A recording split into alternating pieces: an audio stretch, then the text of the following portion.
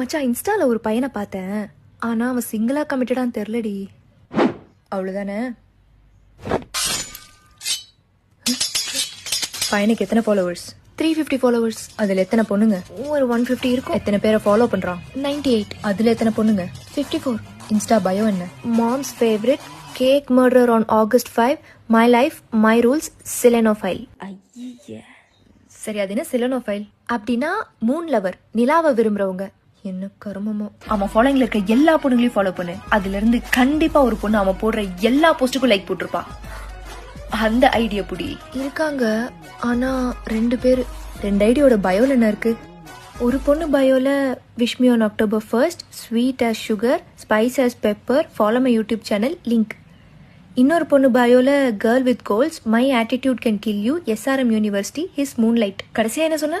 His moon light.